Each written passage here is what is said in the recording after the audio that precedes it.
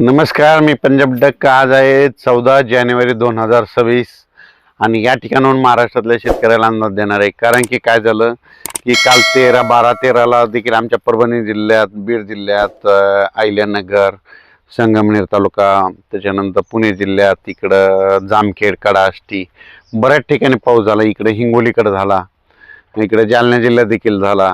तर परत आज शेतकऱ्याचे फोन आले की मग आता हे वातावरण कधीपर्यंत राहणार आहे. तर राज्यातल्या सर्व शेतकऱ्याला सांगू इच्छितो की राज्यामध्ये सांगायचं झालं तर आता फक्त आज 14 आणि उद्याची 15 दिवस राज्यात थोडं वातावरण राहणार आहे. 16 तारखेपासून मात्र परत राज्यात थंडी मात्र पूर्वपदावर येणार आहे. म्हणजे 16 जानेवारी 2026 पासून राज्यात परत थंडीला सुरुवात होणार आहे. उत्तरेकडून वारे सुटतील, परत राज्यामध्ये थंडी येणार आहे, म्हणून हा अंदाज लक्षात द्यायचा. त्याच्यानंतर शेतकऱ्याचे असे फोन आले की आम्ही टरबूज खरबूज लावलेत, परत काही ढगाळ वातावरण राहील का. तर हे ढगाळ वातावरण टरबूज खरबूज लागवड वेलवर घ्यायसाठी चांगलं असतं, म्हणून त्यांचे फोन आले. तर त्यांना एक सांगू इच्छितो की राज्यामध्ये जानेवारीच्या शेवटच्या आठवड्यात मात्र परत एकदा ढगाळ वातावरण राहणार आहे, म्हणून हा अंदाज लक्षात घ्यायचा. त्याच्यानंतर परत स्पेशल एक दिला जाईल मेसेज. पण राज्यात मात्र जानेवारीच्या शेवटच्या आठवड्यात एकदा ढगाळ वातावरण राहणार आहे, म्हणून हे देखील लक्षात घ्यायचं. पण राज्यात मात्र आज 14 आणि 15 तारखेला, म्हणजे आज 14 जानेवारी 2026 आणि उद्या 15, तर 2 दिवस आणखी ढगाळ वातावरण राहणार आहे. आज देखील बऱ्याच भागात तुरळक ठिकाणी थेंब येतील.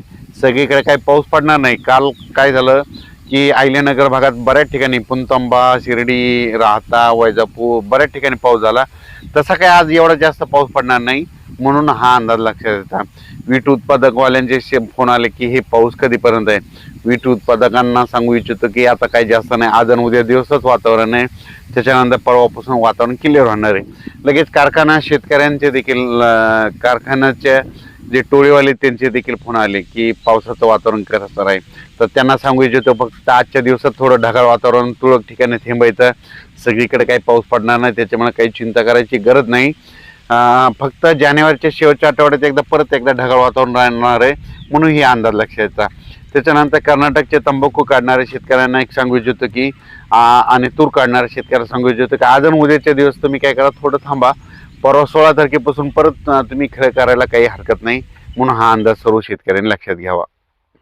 तर राज्यातल्या परत एकदा शेतकऱ्याला सांगू इच्छितो की आणखी आज म्हणजे 14 आणि उद्या 15, 2 दिवसात राज्यात ढगाळ वातावरण राहणार आहे.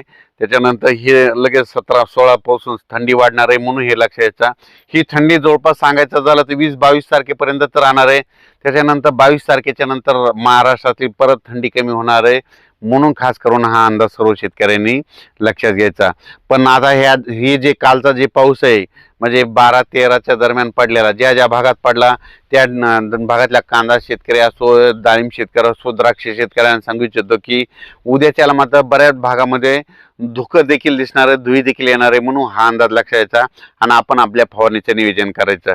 त्याच्यानंतर सातारा, सांगली, सोलापूर, कोल्हापूरकडं देखील पाऊस पडला. तिथल्या ऊसतोड कामगारांना सांगू इच्छितो की आता तुमच्याकडे काही पाऊस येणार नाही. आजच्या दिवस आणि उद्याच्या दिवस थोडं ढगाळ वातावरण राहणार आहे.